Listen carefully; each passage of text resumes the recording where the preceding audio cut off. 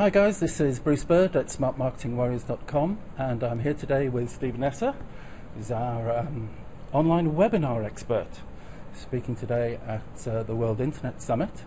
And I've seen his presentation several times now.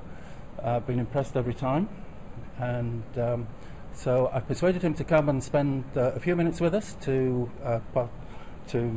give you the inside track and some really hot tips on how you can make money using webinars and how easy it is, as he tells us.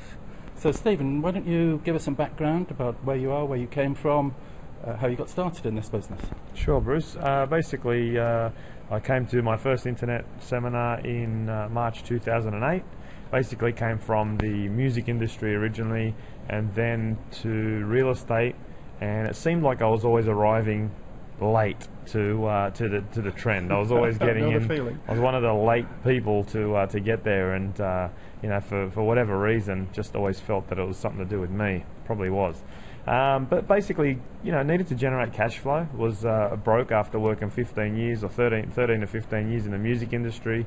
Always been passionate, always been trying to do my own thing, and surviving, working a day job, and doing all that stuff, doing whatever needed to succeed. So obviously the internet being so leveraged and so big and growing, really the only thing that was growing when the economy was looking so bleak. I mean, that was the funny thing was that no one was talking about that on the TV. They were just talking about what was dying, the real estate market, the share market, your 401k, your superannuation's going down, but no one was talking about the internet, which was going up when everything else was coming down. So I guess I was like, I thought that I was coming to the internet late, but it appeared with more and more of these sort of poorer countries like China and India having such big populations, their middle classes were increasing.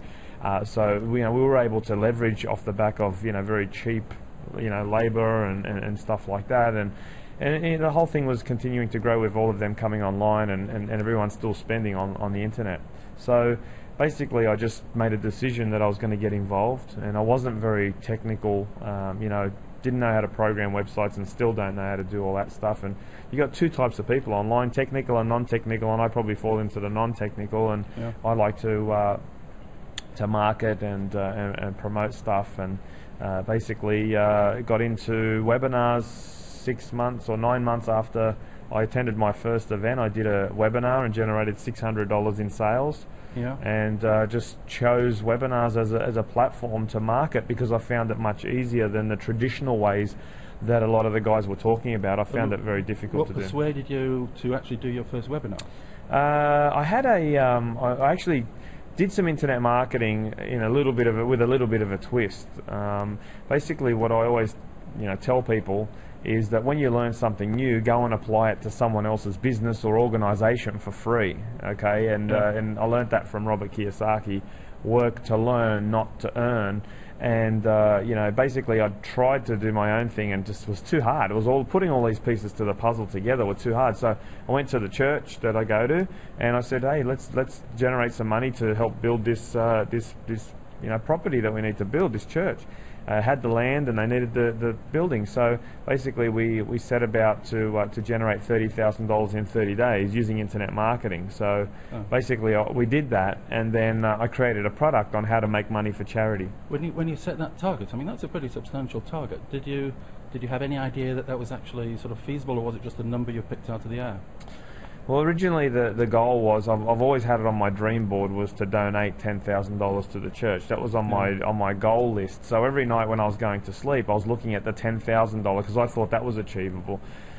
But what happened was I had a couple of friends of mine who also knew a little bit about the internet, and when we got together and sat down, I said, well, if we can generate $10,000 each, that's $30,000, and then we can do $30,000 in 30 days. It sounded good.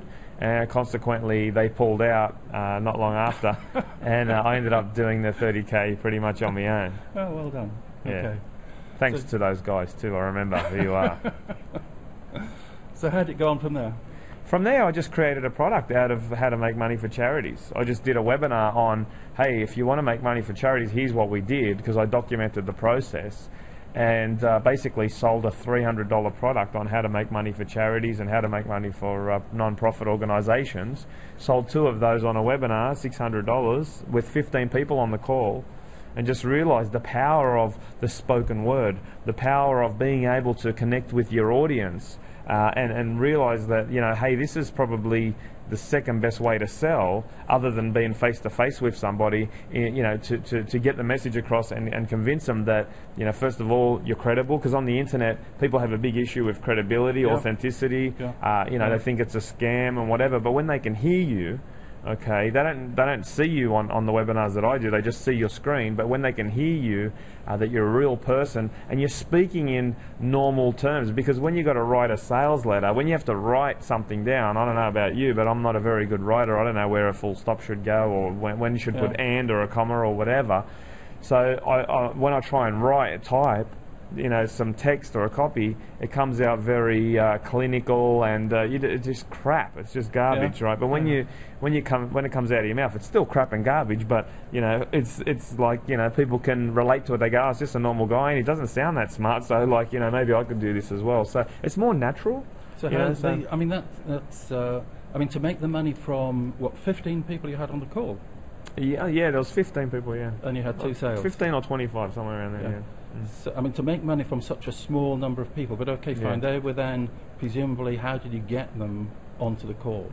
Yeah, well, basically, I went to some internet marketing seminars and did some networking, and basically just invited everybody who I'd built up the list from the church, and whoever I had on my list, I just invited them.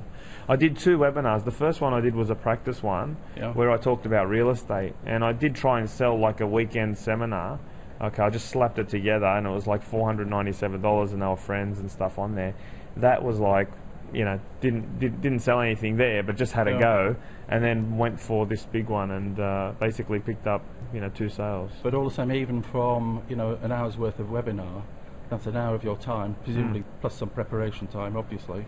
It's still a pretty small investment. Absolutely. I mean, it's zero money and a small amount of time. That's right, and that's the biggest thing that people don't realise, is that you can just test something out really quickly with a webinar. You know, I got a student of mine who the other day did a Facebook product where she does a 2-minute Facebook video showing you how to get Facebook fans, and she sells it for $17. And we did it live in a seminar, and she was on a webinar in the UK, and we were in Sydney.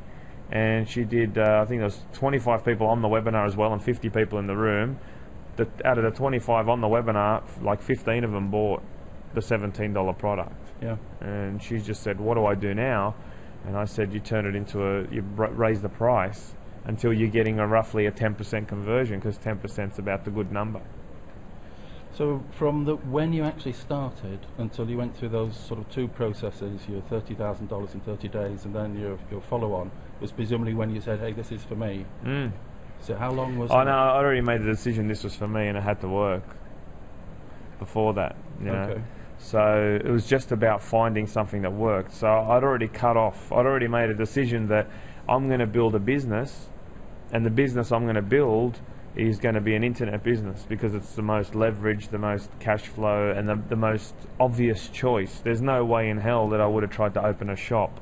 I feel sorry I drive past shops and I go, how limited is their income? Like, you know, there's no growth possibilities, and they can't go and open another fish and chip shop down the road, because they're going to get stolen from, and they just can't manage one, let alone manage 2. Whereas I can build one business, automate it, get other people to sell it and promote it, and then I move on to another one. It's just, you know, it's just common sense, really, that I needed to make it work, and I was willing to keep trying. And you know, like, I fail all the time with my business now. I fail, like, in lots of things. Emails I send out that don't work, like things that, you know, I thought, oh, this webinar will definitely go, and it doesn't work, it tanks. Or so, you know, I'm constantly trying new stuff, and I just learnt that from the 30K in 30 days, because you just got to do, you know, when you put a deadline on something, you've just got to do it and send it out. There's no procrastinating, and the reason why people aren't successful is because they haven't failed enough times. Yes, I'm familiar with that one. So what have you been presenting here at the World Internet Summit?